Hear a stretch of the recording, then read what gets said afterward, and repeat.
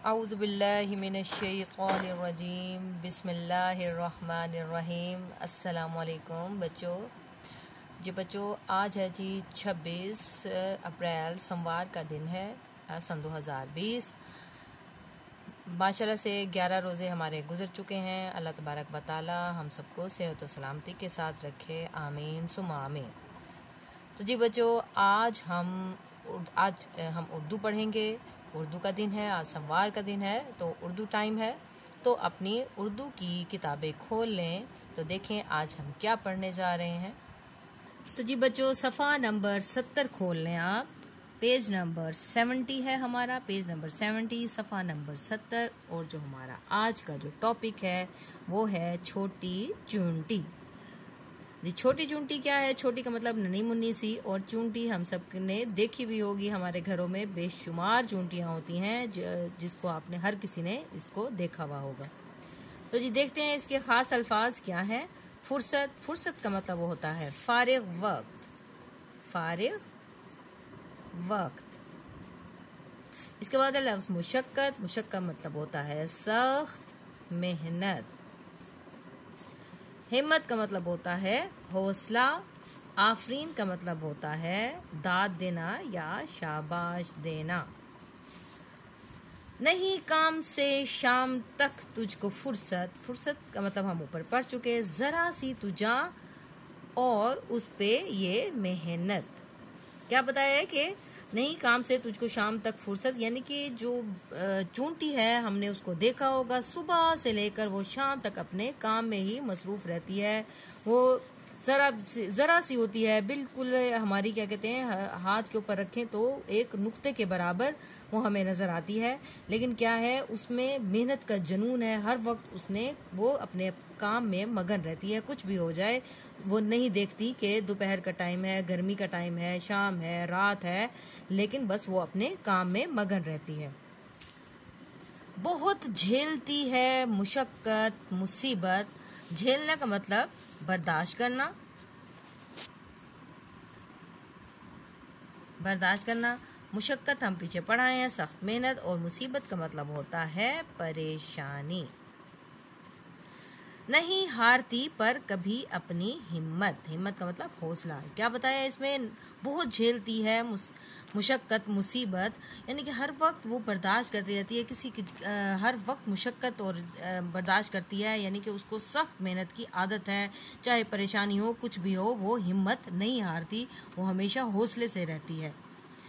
री छोटी चूंटी तुझे आफरी है, आफरी का मतलब शाबाश है, तुझे दाद है, तुझे कि बे तुम्हें हम शाबाशी देते हैं कि तू इतनी मेहनत और मुशक्क़त करती है।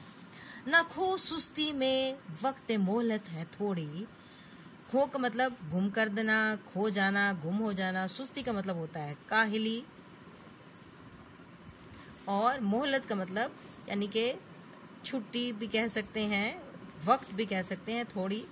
ना खो सुस्ती में वक्त मोहलत है थोड़ी। इसमें क्या बताया कि ना गुम करो सुस्ती में, काहली में अपने वक्त को, क्योंकि ये अल्लाह तबारक व तआला ने हमें बहुत थोड़ा टाइम दिया है। इसको क्या है, सुस्ती से गुम ना करो। वही काम कर जिससे मालिक हो राजी।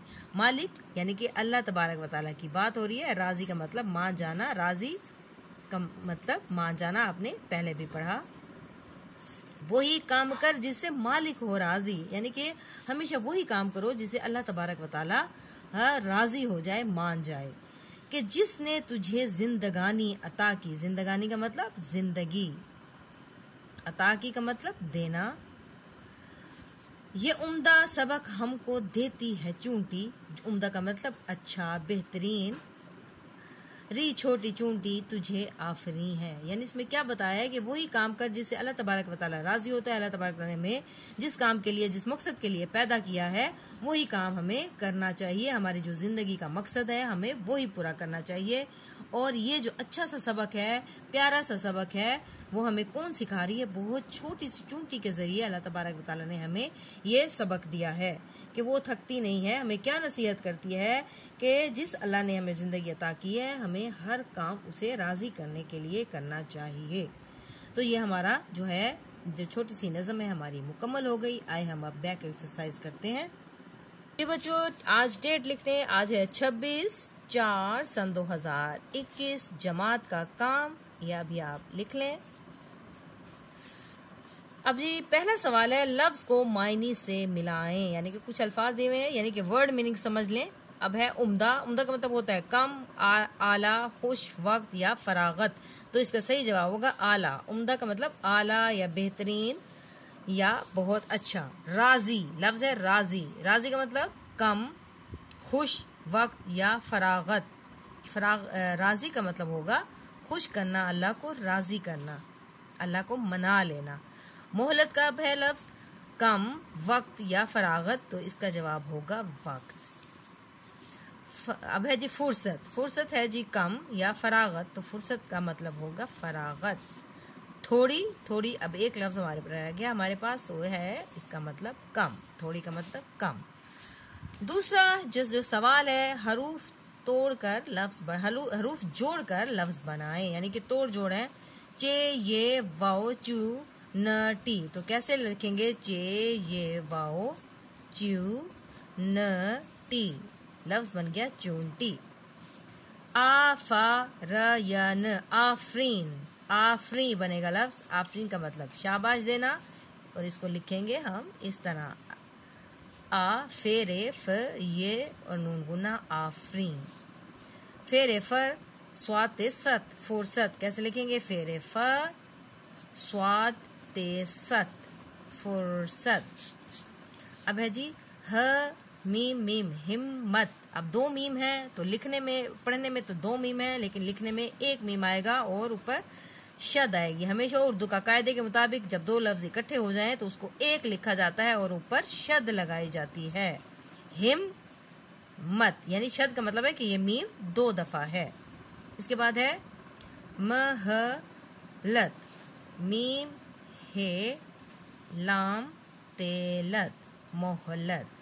अब देखिए बच्चों, यहाँ पर हे जो है, यहाँ पर स्टार्ट में आया और यहाँ पे दरमियान में आया। ये वाहिद लफ्ज़ है हे वाहिद लफ्ज़ है जिसको जब स्टार्ट में जब हम इसको मिला के लिखेंगे, यानी कि इसकी छोटी शक्ल कह लें। छोटी शक्ल जो है इसकी स्टार्ट में इस तरह लिखी जाती है हुक के साथ, और अगर ये सेंटर में आ जाए तो इसको इस तरह लिखा जाता है, और आखिर में आ जाए तो इस तरह इसकी शक्ल, यानी कि इसकी तीन शक्लें होती हैं, शुरू की, दरमियानी और आखिरी। ये सिर्फ वाहिद ऐसा लफ्ज़ है जिसकी छोटी तीन तरह की शक्लें हैं। स्टार्ट में आएगा तो ये शक्ल इख्तियार करेगा, और अगर दरमियान में आ जाए तो इसकी शक्ल ये होगी, और आखिर में इसकी शक्ल ये होगी। हमेशा इसको आपने याद रखना है। अब आ जाए नेक्स्ट सवाल की तरफ। जी बच्चों, अब 3 सवालात हैं, ये इंशाल्लाह हम कॉपीज पे करेंगे, वर्ड मीनिंग्स भी करेंगे और हम जुमले भी करेंगे। अब देखिए सवाल है, सवाल नंबर 4, दुरुस्त लफ्ज़ के गिर्द दायरा बनाएं। अब दुरुस्त लफ्ज़ के गिर्द दायरा एक है फेर, स्वाद, हमने पहले भी लिखा, फुर्सत, फुर्सत सीन के साथ, और ये है फुर्सत। तो लफ्ज़ क्या है? फुर्सत। पहले वाला जो है हमारा फुर्सत लफ्ज़ दुरुस्त है, इसको हम कर देते हैं सर्कल। इसके बाद है मुसीबत, सीन के साथ है, तो ये ठीक है।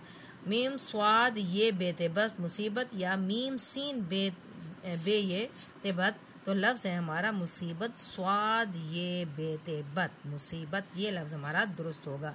हे मीम ते हिम्मत, ये दूसरा हलवे वाला है।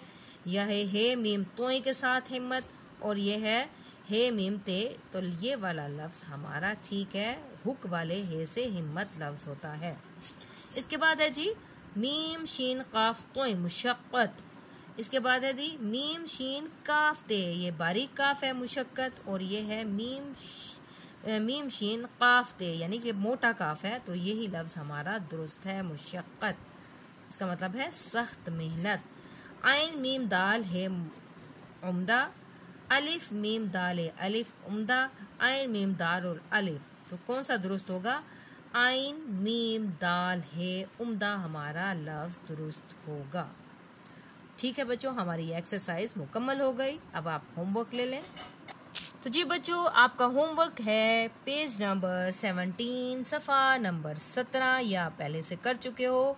तो अब आपने एक ही जुमले में से इसम और फेल अलग करने हैं। पहले इसम अलग किए और फिर फेल अलग किए पेज नंबर 15 में, और 16 में सिर्फ 15 में आपने इसम को अलग किया था और 16 नंबर पे आपने फेल को अलग किया। अब दोनों को इकट्ठा करना है। आपने सबसे पहले डेट लिखनी होगी, शॉर्ट डेट 26/4/2021, और यहाँ पर आप लिखेंगे घर का काम, और आपने इन जुमलों को पढ़ना है। जैसे अब्बू घर आए हैं, अब इसमें से आपने जो लफ्ज़ इसम है वो आपने इसम वाली जगह पे लिखने हैं, और यहाँ पे जो फेल होगा वो आपने फेल की जगह पे लिखने हैं। ये मैं आपको नहीं बताऊँगी, इंशाल्लाह आप ये खुद से कर लेंगे।